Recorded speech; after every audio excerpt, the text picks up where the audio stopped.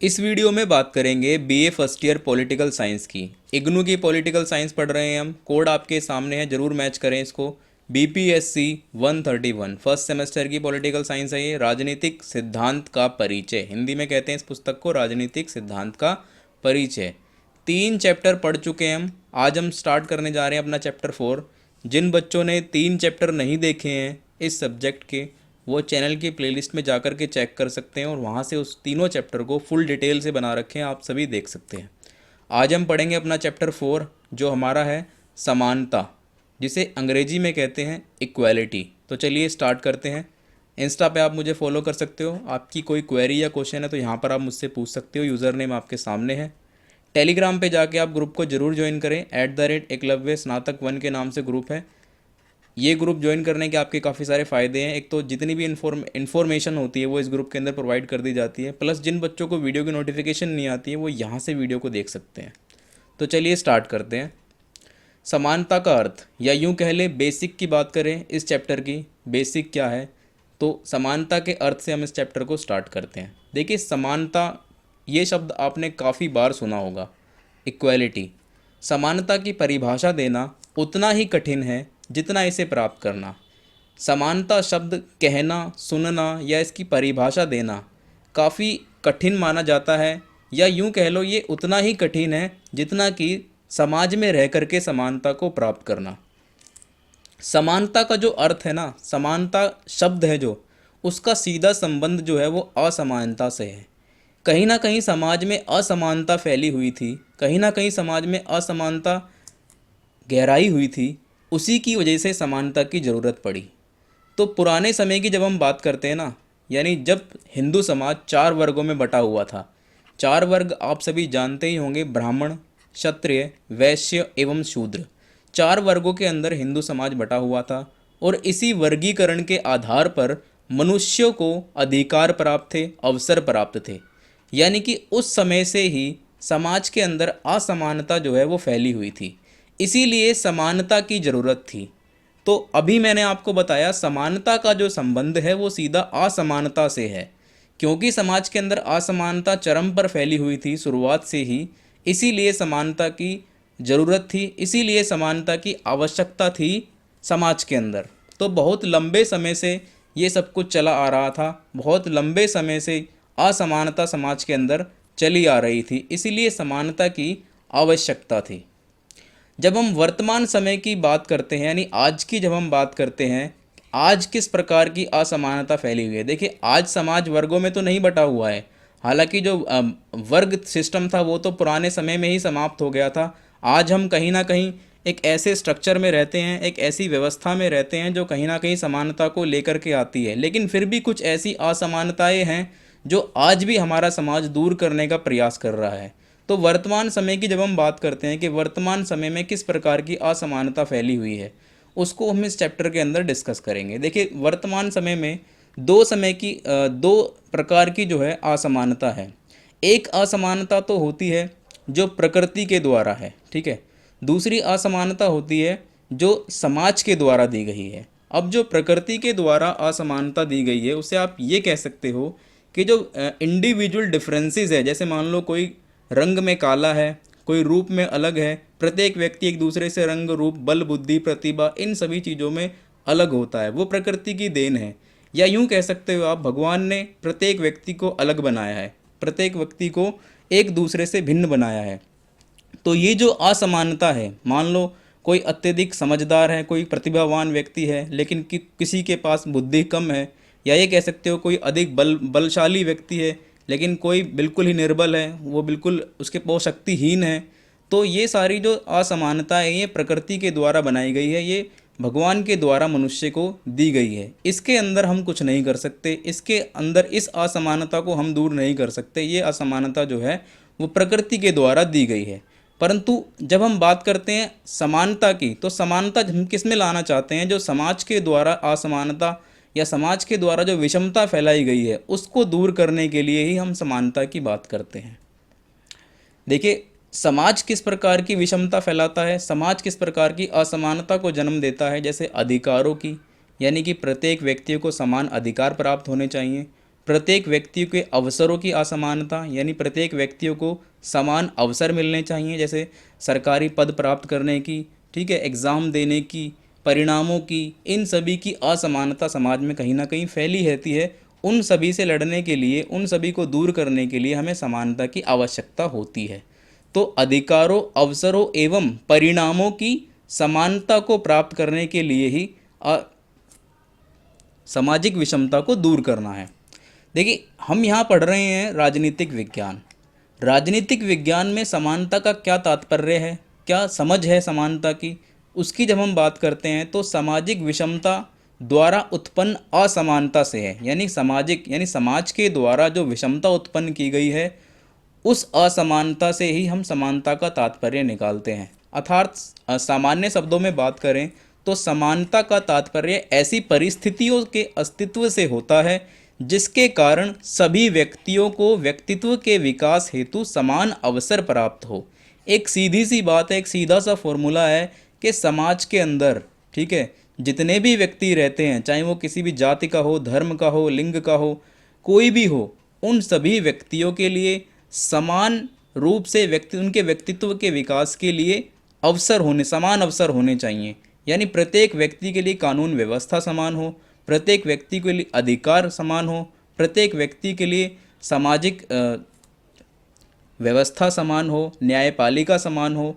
ये सभी चीज़ें सामाजिक समानता के अंदर आती है। तो राजनीति में हम जिस समानता की बात कर रहे हैं ना, उस समानता का अर्थ यही होता है कि व्यक्तित्व के विकास के लिए उसे समान अधिकार एवं समान अवसर प्राप्त हों। अब देखिए, बहुत सारे विद्वानों ने समानता के अर्थ में अपने अपने पक्ष रखे, बहुत सारे विद्वानों ने अपने अपने विचार रखे, लेकिन यहाँ पर हम डिस्कस कर रहे हैं लास्की के विचारों को। लास्की का कहना था समानता के पक्ष में, उन्होंने कहा, समानता के पक्ष में जो उन्होंने विचार रखे, उन्होंने कहा कि अधिकारों की, सर्वप्रथम जो है अधिकारों की समानता होनी चाहिए। यानी प्रत्येक व्यक्ति को समान रूप से अधिकार प्राप्त होने चाहिए, चाहे वो न्याय को लेकर हो, ठीक है, चाहे वो धर्म को लेकर हो, चाहे वो समाज को लेकर हो, कोई भी हो व्यक्ति, जितने जो भी समाज के अंदर, जो भी राज्य के अंदर व्यक्ति रहते हैं, उन सभी के पास समान अधिकार होने चाहिए, समान अधिकार की समानता होनी चाहिए। उसके बाद उन्होंने कहा व्यक्तियों को विकास के लिए पर्याप्त अवसर होने चाहिए।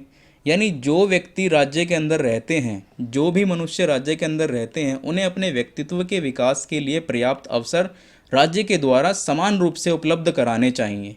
मान लो कोई अमीर आदमी है, उसके लिए अलग पॉलिसी राज्य ने बना दी, कोई गरीब व्यक्ति है, उसके लिए अलग पॉलिसी राज्य ने बना दी, तो वो बिल्कुल एक्सेप्टेबल नहीं होगा। प्रत्येक व्यक्ति के विकास के लिए ऐसा ना हो कि गरीब आदमी रोजगार की तलाश में है लेकिन गरीब को रोजगार नहीं मिल रहा है और अमीर पूंजीपति होते जा रहे हैं। ऐसा समाज में नहीं होना चाहिए। उनका कहना था कि व्यक्तित्व के विकास के लिए प्रत्येक व्यक्ति को अवसर मिलना चाहिए और समान रूप से मिलना चाहिए। इसके बाद उन्होंने कहा कि सभी को एक समान सामाजिक लाभ प्राप्त होने चाहिए। यानी जो भी सोशल पॉलिसी बनाई जाती है वो सभी व्यक्तियों को समान रूप से मिलनी चाहिए, जन्म कुल के आधार पर कोई भेदभाव ना हो। ऐसा ना हो कि कोई अच्छे धर्म से रिलेटेड है या फिर कोई किसी अच्छी फैमिली से या अच्छे कुल, बड़े कुल से है तो उसके लिए अलग व्यवहार किया जाए, उसके लिए अलग सामाजिक लाभ हो, या किसी का जन्म किसी बड़ी या किसी अमीर फैमिली के अंदर हुआ है तो उसके लिए सामाजिक लाभ अलग रूप से उसे प्राप्त किए जाए। ऐसा नहीं होना चाहिए। सभी को सामाजिक व्यवस्था का, सामाजिक लाभ का, जो भी सोशल डिसीजंस, रेमेडीज़ जो भी बनाई जाती है समाज के लिए, वो सभी के लिए समान होनी चाहिए। इसके बाद इन्होंने कहा कि आर्थिक एवं सामाजिक शोषण का अस्तित्व नहीं होना चाहिए। यानी किसी भी व्यक्ति का आर्थिक या सामाजिक शोषण जो है वो नहीं होना चाहिए, ये कहना था लास्की का। आर्थिक से यहाँ अभिप्राय है सभी के लिए रोजगार का अवसर समान रूप से प्राप्त होना चाहिए। किसी को ऐसा ना हो कि सरकारी आवेदन के लिए अलग से कुछ ट्रीटमेंट दिया जाए। यानी सभी को समान अवसर प्राप्त होने चाहिए। सामाजिक शोषण से अभिप्राय ये है कि किसी जाति या धर्म के आधार पर उसका शोषण ना किया जाए। ऐसा उसके साथ ना किया जाए कि वो किसी निचली कास्ट से बिलोंग करता है तो उसका शोषण किया जाए। तो ऐसा जो शोषण है सामाजिक और आर्थिक, ठीक है, ये शोषण समाज के अंदर नहीं होना चाहिए। तो इन सभी तत्वों को, इन सभी पॉइंटों को, इन सभी विचारों को लास्की ने समानता के पक्ष में रखा था। लास्की का कहना था कि ये सभी चीज़ें अगर समाज के अंदर उपलब्ध हो जाती हैं तो कहीं ना कहीं समानता जो है आ सकती है। इसके बाद हम बात करते हैं समानता के विभिन्न आयामों की, या ये कह सकते हो आप इसको कि समानता के कितने प्रकार होते हैं। ठीक है, समानता के प्रकारों की बात करते हैं, आयाम की बात करते हैं, कितने आयामों की समानता जो है वो होती है। देखिए, टर्नर ने एक विचार दिया यहाँ पर। टर्नर ने कहा कि समानता जो है वो एक बहुआयामी संकल्पना है, यानी कि समानता जो है वो आप एक तरफ से उसको नहीं देख सकते। समानता के बहुआयामी है, बहुआयाम है, विभिन्न प्रकार है। बहुआयामी को आप कह सकते हो कि विभिन्न प्रकार है। टर्नर का कहना था कि समानता किसी एक पक्ष से संबंधित नहीं है, इसके बहुआयाम है। जैसे कानूनी समानता होनी चाहिए, सामाजिक समानता होनी चाहिए, नागरिक समानता होनी चाहिए, ठीक है, आर्थिक समानता होनी चाहिए। ये सभी समानता के आयाम है, समानता के प्रकार है, टर्नर का कहना था। तो सबसे पहले हम बात करते हैं कानूनी समानता की। कानूनी जो समानता है वो समाज में प्रत्येक व्यक्ति को समान रूप से प्राप्त होने चाहिए। इसको जो है दो भागों में देखा जाता है। कानूनी समानता को दो भागों में विभाजित किया जाता है। पहला है कानून के सम्मुख समानता, यानी सभी समान व्यक्तियों के बीच कानून जो है वो बराबर होना चाहिए और उसे समान रूप से लागू किया जाना चाहिए। यानी कानून की नज़र में प्रत्येक व्यक्ति जो है वो समान रूप से समान माना जाता है और प्रत्येक कानून जो है वो प्रत्येक व्यक्ति पे समान रूप से लागू होता है। कानून की नज़र में कोई व्यक्ति अमीर ना हो, कोई व्यक्ति गरीब ना हो, कोई पूंजीपति ना हो, ठीक है, कोई कामगार ना हो, उसके लिए सभी जो हैं वो राज्य के नागरिक होने चाहिए। उन सभी के लिए एक जैसा कानून होना चाहिए। इनके बीच में कोई अंतर नहीं होना चाहिए, कोई भेदभाव नहीं होना चाहिए। ऐसा ना हो कि किसी पूंजीपति के साथ कानून काम कर रहा हो और किसी गरीब व्यक्ति को न्याय मिलने में कानून इंटरेस्टेड ही ना हो, तो ऐसा नहीं होना चाहिए। कानून के तहत सबके जीवन की रक्षा और उसके उल्लंघन पर समान दंड की व्यवस्था भी होनी चाहिए। ऐसा होना चाहिए कि प्रत्येक व्यक्ति की जीवन की रक्षा यानी उसके अधिकारों की रक्षा कानून का काम होता है। कानूनी समानता के अंदर आता है कि उसके जीवन की रक्षा, उसके अधिकारों की रक्षा हो, ठीक है। और कोई भी व्यक्ति इन सभी कानूनों को उल्लंघन करता है, कोई भी व्यक्ति कोई उल्लंघन करता है तो उस व्यक्ति के लिए समान दंड की व्यवस्था भी होनी चाहिए। ऐसा ना हो कि किसी पूंजीपति व्यक्ति के लिए कोई दंड व्यवस्था अलग हो और किसी गरीब व्यक्ति के लिए दंड व्यवस्था अलग हो। प्रत्येक राज्य के नागरिक के लिए समान दंड व्यवस्था होनी चाहिए। इसके बाद देखिए, कानूनी समानता के अंदर ही आता है कानून का समान संरक्षण। कानून का संरक्षण भी मिलना चाहिए, यानी कानून के द्वारा जो नियम कानून बनाए जाते हैं, जो नियम कायदे बनाए जाते हैं विशेष लोगों के लिए, उसे कहते हैं हम कानून का समान संरक्षण, ठीक है। इसके अंतर्गत एक समान व्यक्तियों के लिए, देखिए एक समान व्यक्तियों की जब बात होती है ना, तो वो बात उन व्यक्तियों के लिए हो रही होती है जो एक समान वर्ग से बिलोंग करते हैं। ऐसे मान लो छात्रों के लिए कोई कानून बनाया जा रहा है तो ऐसा होगा कि वो सभी छात्रों के लिए एक जैसा कानून होगा, ठीक है। बुजुर्गों के लिए कोई कानून बनाया जा रहा है तो वो सिर्फ बुजुर्गों पर ही काम करे, ठीक है, बुजुर्गों के पक्ष में ही रहे। महिलाओं के लिए कोई कानून बनाया जा रहा है, महिलाओं के लिए कोई विशेष संरक्षण दिया जा रहा है तो सिर्फ वो महिलाओं के लिए ही होना चाहिए। तो संरक्षण से हमारा सीधा संबंध उससे है कि किसी एक समान वर्ग के लिए, किसी एक समान व्यक्तियों के लिए जो संरक्षण दिया जाता है वो भी कानून का ही काम होता है, वो भी कानून समानता के अंदर ही आता है। फॉर एग्जाम्पल के लिए महिलाओं के लिए सीटों का आरक्षण या विशेष कतारें। कहीं आप गए हो तो आपने देखा होगा, ऐसे मेट्रो में आप जाते हो, महिलाओं के लिए अलग लाइन बनाई जाती है ना। किस लिए बनाई जाती है? क्योंकि महिलाओं के साथ कोई परेशानी ना हो, महिलाओं के साथ कोई छेड़खानी की घटनाएं ना हो, इसलिए महिलाओं के लिए विशेष कतारें जो हैं बनाई जाती है। सीटों का आरक्षण आप सभी ने देखा होगा, अब चुनाव के अंदर महिलाओं का जो पार्टिसिपेट है वो कितना ज़्यादा बढ़ने लगा है, ठीक है। प्रत्येक जगह जैसे राज्यसभा, लोकसभा कहीं भी है वहाँ पर महिलाओं का आरक्षण जो है वो सुनिश्चित किया जाने लगा है। महिलाओं की सीटों का सुनिश्चित जो है किया जाने लगा है कि महिलाओं की भी हिस्सेदारी, भागीदारी इतने % जो होनी चाहिए। ये कानून के समान संरक्षण के अंदर आता है। छात्रों के लिए, बुजुर्गों के लिए विभिन्न क्षेत्रों में दी जाने वाली छूट होती है। जैसे मान लो छात्रों के लिए बस के किराए में छूट होती है ना, मान लो कहीं आप घूमने जा रहे हो तो वहाँ छात्रों की टिकट कम होती है, तो ये सब चीज़ें कानून के संरक्षण के अंदर आती है। बुजुर्गों के लिए रेलवे के अंदर देखिए जो 60 साल से प्लस बुजुर्ग होते हैं ठीक है, उनके लिए अलग सुख सुविधाएं मौजूद होती हैं, उनके लिए अलग कतारें होती हैं, उनके किराए अलग होते हैं। तो ये सभी चीज़ें बुजुर्गों के लिए बनाई गई है। दिव्यांगों के लिए, जो दिव्यांग हैं आप सभी जानते हो, जो फिजिकली डिसेबल्ड होते हैं, उनके लिए विशेष छूट दी जाती है। सरकारी नौकरी के अंदर भी विशेष उनके लिए छूट दी जाती है ना। और बहुत सारी ऐसी क्षेत्र होते हैं जिनके लिए उनके लिए विशेष छूट जो है उन्हें दी जाती है। तो ये सभी चीज़ें किस में आती है? कानून के समान संरक्षण के अंतर्गत आती है। तो ये कानूनी समानता का ही भाग है। उसके बाद हम बात करते हैं राजनीतिक समानता की। राजनीतिक समानता से क्या अभिप्राय है? देखिए, राजनीतिक समानता का अर्थ होता है कि सभी व्यक्तियों को समान राजनीतिक अधिकार। अब राजनीतिक अधिकार कौन से होते हैं? राजनीतिक अधिकार होते हैं आपको समान रूप से मतदान करने का अधिकार प्राप्त होना चाहिए, ठीक है, आपको चुनाव लड़ने का अधिकार होना चाहिए, चुनाव में खड़े होने का, चुनाव प्रचार करने का। ये सब चीज़ें कौन किस में आती है? राजनीतिक अधिकार में आती है।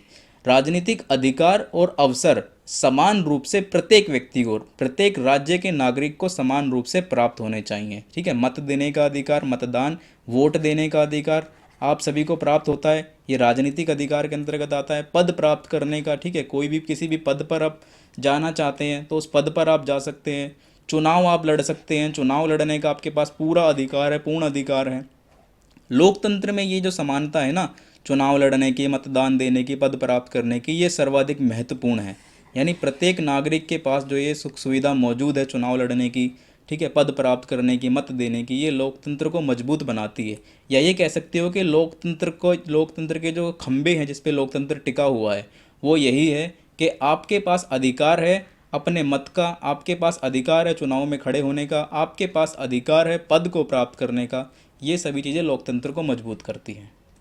इसके बाद हम बात करते हैं आर्थिक समानता की। आर्थिक समानता क्या होती है? देखिए, आर्थिक समानता की जब हम बात करते हैं ना, तो आर्थिक समानता या आर्थिक असमानता, समाज में क्या फैला हुआ है? आर्थिक असमानता फैली हुई है। आर्थिक समानता लाना चाहते हैं, लेकिन आर्थिक जो असमानता है उसको दूर करना बहुत मुश्किल है समाज के अंदर। ये काफ़ी कठिन कार्य है। क्यों कठिन कार्य है? आप सभी को पता होगा हमारे समाज के अंदर कितने ही ऐसे व्यक्ति हैं जो लाखों कमाते हैं महीने में, है ना, लेकिन ज़्यादातर जो व्यक्ति हैं, जितनी जो बड़ी जनसंख्या है हमारे समाज की, वो 2 वक्त की रोटी कमाने के लिए भी उनको संघर्ष करना पड़ता है। 2 वक्त की रोटी कमाने के लिए भी उनके पास रोजगार नहीं है, उनके पास काम नहीं है, या फिर वो सुबह से शाम तक इतनी मेहनत करते हैं कि वो इतना ही कमा पाते हैं कि एक टाइम का खाना खा सके। तो हमारे समाज में आर्थिक समानता लाना या आर्थिक असमानता को दूर करना बहुत कठिन है। परंतु फिर भी कुछ ऐसे कार्य हैं जिनको प्रोत्साहन देकर, यानी जिनको बढ़ा करके, जिनको चला करके, कुछ ऐसे कार्य हैं जिससे आर्थिक समानता को दूर किया, आर्थिक असमानता को दूर किया जा सकता है। अब वो क्या कार्य हैं? जैसे प्रत्येक व्यक्ति के लिए रोजगार के समान अवसर प्राप्त हो। प्रत्येक व्यक्ति, राज्य के अंदर कोई भी व्यक्ति रहता हो, चाहे वो अमीर हो, गरीब हो, किसी जाति का हो, किसी धर्म का हो, उनके लिए रोजगार के समान अवसर होने चाहिए, ठीक है। आवेदन करने के लिए समान अधिकार उनको प्राप्त होने चाहिए, अवसर उनको प्राप्त होने चाहिए। ऐसी सामाजिक व्यवस्था बनाए जिसमें समान निर्देश एवं प्रबंध हो। यानी कोई भी व्यक्ति जो आवेदन करता है किसी भी नौकरी के लिए, कोई भी व्यक्ति जो कोई रोजगार करना चाहता है, ऐसे मान लो कोई अपनी दुकान खोलना चाहता है, ठीक है, अपना काम करना चाहता है, तो उस व्यक्ति के लिए जो निर्देश और जो प्रबंध हो वो समाज के द्वारा ऐसे बनाए गए हों जो समान हो, ठीक है, प्रत्येक व्यक्ति के लिए आसान हो, समाज हो, ऐसे हो, समान हो। ऐसा ना हो कि किसी अमीर व्यक्ति के लिए अलग निर्देश और कानून बना दिए गए हैं और किसी दूसरे व्यक्ति के लिए अलग निर्देश और प्रबंध किए गए हैं। तो ऐसे प्रबंधों को, ऐसी व्यवस्था को बनाया जाए जिसमें कि प्रत्येक व्यक्ति को समान अवसर प्राप्त हो। उसके बाद है एक समान काम के लिए एक समान वेतन। देखिए, ये हमारे समाज के अंदर बहुत बड़ी समस्या है। आप सभी को पता होगा कि हमारे समाज के अंदर खास तौर से पिछले कुछ 20 वर्षों की यदि हम बात करें तो कॉन्ट्रैक्ट पर कर्मचारियों को रखा जाता है, ठीक है। कॉन्ट्रैक्ट पर, ठेका प्रथा आपने सुना होगा, कॉन्ट्रैक्ट पर कर्मचारियों को रखा जाता है जिससे कि उनका शोषण होता है। वहाँ पर शोषण कैसे होता है मैं आपको बताता हूँ कि काम दोनों का एक जैसा ही है। देखिए, क्लर्क, मान लो आपके क्लर्क पे भर्ती हुई है आपकी, ठीक है, एक बंदा क्लर्क पे काम कर रहा है, वो परमानेंट नौकरी पे काम कर रहा है, एक बंदा क्लर्क पे काम कर रहा है, वो कॉन्ट्रैक्ट की नौकरी पे काम कर रहा है। जो काम दोनों का सेम है, क्लर्क हैं दोनों, पोस्ट दोनों की सेम है, पद दोनों का सेम है, लेकिन जो कॉन्ट्रैक्ट पर कर्मचारी काम करते हैं ना, उनकी सैलरी कम होती है, उनको वेतन कम दिया जाता है। इनकी तुलना में, परमानेंट वर्करों की तुलना में। तो ये अभी कोर्ट में भी ये मामला उठा था, तो कोर्ट ने भी ये कहा था कि देखिए एक समान काम के लिए एक समान वेतन होना चाहिए, लेकिन अभी भी पूर्ण रूप से देश में ये लागू नहीं हुआ है। बहुत सारी ऐसी जगह हैं जहाँ पर एक समान काम के लिए एक समान वेतन नहीं दिया जाता है। तो यहाँ पर जो है मनुष्य का शोषण होता है, तो ऐसा नहीं होना चाहिए। एक समान काम के लिए एक समान वेतन होना चाहिए। इसके साथ साथ लास्ट जो इसके अंदर आता है कि समाज के सभी स्तरों पर कल्याणकारी कार्य को बढ़ावा दिया जाना चाहिए। यानी ऐसी व्यवस्था को, ऐसे कार्यों को बढ़ाना चाहिए, ऐसे कार्यों को चलाना चाहिए, ऐसे कार्यक्रमों को चलाना चाहिए जिससे क्या हो, जिससे रोजगार के अवसर प्राप्त हो, जी के जिससे जो मजदूर वर्ग है वो कहीं ना कहीं मजबूत हो। ऐसे कल्याणकारी कार्यों को बढ़ावा दिया जाना चाहिए। जैसे आपने सभी सुना होगा, यूपी और बिहार में कुछ ऐसे बहुत सारे ऐसे गांव थे जहाँ पर मनरेगा चलाया गया था। अब मनरेगा क्या था? मनरेगा आपको क्या देता था? रोजगार प्रदान करता था, ठीक है, मजदूरों को रोजगार प्रदान करता था। तो ऐसे कल्याणकारी कार्यों को चलाना चाहिए, उन कल्याणकारी कार्यों को बढ़ावा देना चाहिए जिससे क्या हो, समाज में आर्थिक समानता आए। इसके बाद हम बात करते हैं सामाजिक समानता की। देखिए, जब हम सामाजिक समानता की बात करते हैं तो हम समाज में जो मनुष्य रहते हैं, जो व्यक्ति रहते हैं, उनके साथ उनकी जाति के आधार पर, उनके वर्ग के आधार पर, लिंग के आधार पर, धर्म के आधार पर कोई भेदभाव नहीं होना चाहिए, ठीक है। ऐसा ना हो कि कोई निम्न जाति का है तो उसके साथ अलग व्यवहार हो रहा है। ऐसा ना हो वो जो किसी अलग वर्ग का है, मान लो कोई मुस्लिम है तो ये कोई हिंदू है तो उसके साथ अलग व्यवहार हो रहा हो, कोई क्रिश्चियन है तो उसके साथ अलग व्यवहार होना हो। ऐसा नहीं होना चाहिए। समाज में सामाजिक समानता होनी चाहिए। प्रत्येक जाति के, प्रत्येक वर्ग के, प्रत्येक लिंग के और प्रत्येक धर्म के व्यक्ति के साथ समान रूप से समान व्यक्तियों को व्यवहार करना चाहिए। तो ये सामाजिक समानता के अंतर्गत आता है। इसके साथ साथ समाज में जो स्त्री पुरुष है ना, उसको समान अवसर प्राप्त होने चाहिए। ऐसा ना हो कि स्त्री, हमारे समाज में देखिए, हिंदू समाज के अंदर खास तौर से ये देखा जाता है कि स्त्रियों को कहीं ना कहीं वो अधिकार प्राप्त नहीं होते जो पुरुषों को प्राप्त होते हैं, ठीक है। पुरुष प्रधान समाज एक तरीके से हमारे समाज को देखा जाता है, लेकिन बहुत हद तक पिछले, अगर हम 10 वर्षों की बात करें तो 10 वर्षों में बहुत तेज़ी से बदलाव आया है इस चीज़ में। स्त्री को पुरुष के बराबर अधिकार प्राप्त होने लगे हैं, या ये कह लो कि स्त्री अब कहीं ना कहीं पुरुष के बराबर ही खड़ी है। अब हम ये नहीं कह सकते आज के समाज में कि ये पुरुष प्रधान समाज है। आज स्त्री और पुरुष एक समान और एक एक जैसी स्थिति पे जो है खड़े होते हैं। तो स्त्री और पुरुष को समान अवसर और समान अधिकार प्राप्त होने चाहिए। शैक्षणिक स्तरों पर समानता होनी चाहिए। जो शिक्षण के स्थान हैं वहाँ पर प्रत्येक वर्ग के साथ समान रूप से उनके साथ व्यवहार होना चाहिए। ऐसा ना हो, फिर वही बात आती है, ऐसा ना हो कि किसी पूंजीपति के साथ या किसी मंत्री के बेटे के साथ शैक्षणिक स्तर पर अलग तरह का व्यवहार हो और किसी गरीब मजदूर के बेटे के साथ अलग तरह का व्यवहार हो। तो शैक्षणिक स्तरों पर समानता होनी चाहिए। ये सभी चीज़ें किस में आती हैं? ये सभी चीज़ें आती है सामाजिक समानता के अंदर। इसके बाद नागरिक समानता की जब हम बात करते हैं तो इसका सीधा संबंध होता है कानून और वैधानिक समानता से, ठीक है। कानून की दृष्टि में सभी व्यक्ति समान होने चाहिए, ठीक है। जो उनके लिए व्यवस्था बनाई जा रही है व्यवस्थापिका द्वारा, वो व्यवस्था एक दूसरे व्यक्तियों के लिए, राज्य के नागरिकों के लिए समानता होनी चाहिए, ठीक है। जाति, धर्म, लिंग या किसी पद वाले व्यक्ति के आधार पर किसी का पक्षपात नहीं होना चाहिए, ठीक है। जो भी कानून बनाया गया है वो सभी के लिए सेम होना चाहिए।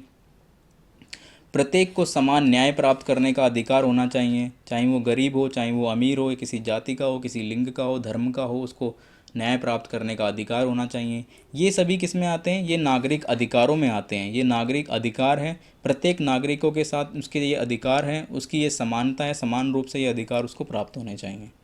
इसके बाद धार्मिक समानता की हम बात करते हैं। तो धार्मिक समानता के अंतर्गत देखिए, भारत जैसे देश के अंदर विभिन्न प्रकार के विभिन्न धर्म के लोग रहते हैं, ठीक है। तो यहाँ पर क्या है, सभी को अपने धर्म को अपनाने की धर्मनिरपेक्षता है। यहाँ पर सभी को अपने धर्म को आज़ादी से अपनाने की, धर्म का प्रचार प्रसार करने की समानता होती है। तो धार्मिक समानता के अंतर्गत राज्य के अंदर सभी धर्म एक समान है।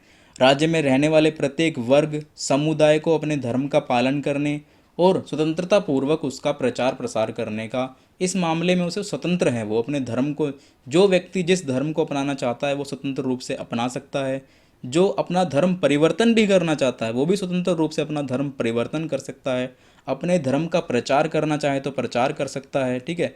तो ये सभी अधिकार धार्मिक समानता के अंतर्गत आते हैं। और वैसे ही आपको तो पता ही है, भारत एक धर्मनिरपेक्ष वाला देश है, ठीक है। तो धर्मनिरपेक्ष का अर्थ ही यही होता है कि यहाँ पर प्रत्येक के धर्म का आदर किया जाता है, यहाँ पर प्रत्येक के धर्म का सम्मान किया जाता है, और सभी धर्मों के जो लोग हैं, सभी वर्गों के जो लोग हैं, वो कंधे से कंधा मिलाकर मिलजुल कर एक दूसरे का साथ देते हैं और मिलजुल कर रहते हैं। इसके बाद आती है राष्ट्रीय समानता। देखिए राष्ट्रीय समानता क्या है, इसका तात्पर्य है कि सभी राष्ट्रों को एक समान दृष्टि से देखा जाना चाहिए। जब हम राष्ट्रीय समानता की बात कर रहे हैं ना, तो यहाँ पर हम एक चीज़ और ऐड कर देते हैं कि यहाँ पर इंटरनेशनल समानता जो है, इंटरनेशनल इक्वालिटी की हम बात कर रहे हैं। यानी कि सभी राष्ट्र यानी एक दूसरे जो दूसरा जो राष्ट्र है उनको हमें समान दृष्टि से देखना चाहिए। जैसे मान लो इंडिया है, ठीक है, बांग्लादेश है या श्रीलंका है, तो इंटरनेशनल स्तर पर इन सभी को समान रूप से देखना चाहिए। प्रत्येक राष्ट्र अपनी सीमा के क्षेत्र और आंतरिक और बाह्य मामलों का निर्णय लेने में स्वतंत्र होने चाहिए। ऐसा ना हो कि कोई अमीर देश जो है किसी गरीब देश पर कब्जा कर ले, या किसी गरीब देश पर अपने नियम कानूनों को थोपे, या उनके उनके जो सीमा के अंदर के जो वाद विवाद हैं उनके अंदर हस्तक्षेप करें। तो प्रत्येक राष्ट्र को अपनी आज़ादी होनी चाहिए, अपनी सीमा के अंदर और सीमा के बाहर के निर्णयों को लेने में, मामलों को सुलझाने में उनको आज़ादी होनी चाहिए। इसके बाद हम बात करते हैं सांस्कृतिक समानता की। देखिए भारत जैसे देश में विभिन्न प्रकार के लोग रहते हैं, विभिन्न प्रकार की जातियाँ, विभिन्न प्रकार के समुदाय, विभिन्न प्रकार के वर्ग रहते हैं। आप सभी को पता ही है, यहाँ पर लगभग मेरे हिसाब से हर 10 किलोमीटर के अंदर जो है बोली बदल जाती है, 10 से 15 किलोमीटर के अंदर। और जब बोली बदल जाती है ना, भाषा बदल जाती है, तो इसका मतलब ये है कि यहाँ पर संस्कृति भी बदल जाती है। तो विभिन्न प्रकार की संस्कृति निवास करती है भारत जैसे देश के अंदर। यहाँ विभिन्न वर्ग के, विभिन्न समुदाय के, विभिन्न जातियों के लोग रहते हैं, जिनकी अपनी अलग अलग संस्कृति होती है ना। अतः सांस्कृतिक समानता की ये मांग होती है कि राज्य में निवास करने वाले प्रत्येक समुदाय को अपनी संस्कृति के विकास के लिए समान अवसर मिलने चाहिए। ऐसा ना हो कि कोई मान लो कि कोई बड़ा जनसंख्या का तबका है, वो एक संस्कृति को फॉलो करता है। तो ऐसा ना हो कि राज्य ऐसे अवसर दे, ऐसी नीतियों को बनाएं जिससे कि उसी संस्कृति का विकास हो। प्रत्येक को, चाहे वो कम लोगों का समुदाय हो, चाहे वो ज़्यादा लोगों का समुदाय हो, ठीक है, प्रत्येक को अपनी संस्कृति के विकास के लिए अवसर प्राप्त होने चाहिए, और प्रत्येक व्यक्ति को एक दूसरे की संस्कृति का सम्मान भी करना चाहिए। तो ये सब आता है सांस्कृतिक समानता के अंतर्गत। तो यहाँ पर हमारा ये चैप्टर ख़त्म हो जाता है। ये चैप्टर हमारा समानता वाला, इक्वालिटी वाला चैप्टर हमारा ख़त्म हो जाता है, ठीक है। यहाँ पर हमने डिस्कस किया समानता के अर्थ को, ठीक है, समानता की डेफिनेशन को डिस्कस किया। इसके साथ साथ हमने समानता के प्रकारों को डिस्कस किया। तो ये मेन चीज़ें थी इस पार्ट के अंदर। यहाँ पर ये ख़त्म हो जाती है। तो वीडियो को लाइक कीजिए और चैनल को सब्सक्राइब कीजिए। धन्यवाद।